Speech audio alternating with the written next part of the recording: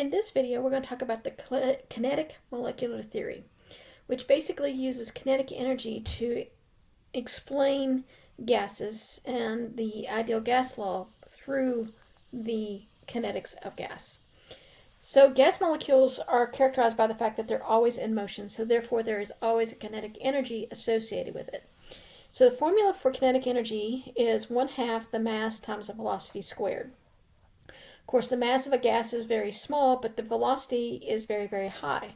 So there's actually quite a bit of kinetic energy in each gas molecule.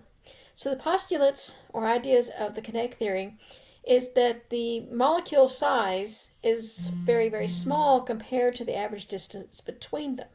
So you can see that in this box.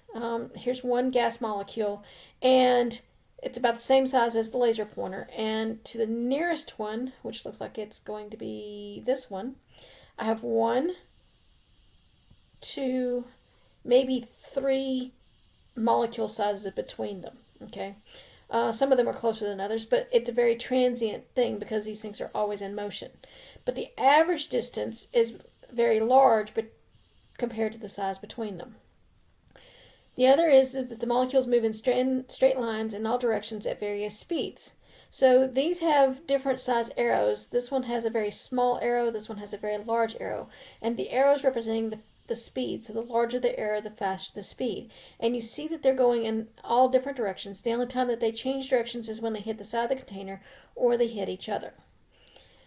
The forces of attraction and repulsion between the two molecules is very weak or negligible, which means that they don't slow down or speed up because they're near each other.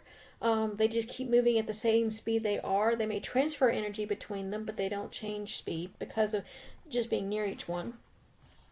When the molecules collide, it's an elastic collision, which again means that there's a transfer of energy, but it doesn't lose energy. It doesn't generate heat, which is usually how you lose energy. It doesn't generate heat because of the fact that it's colliding between them.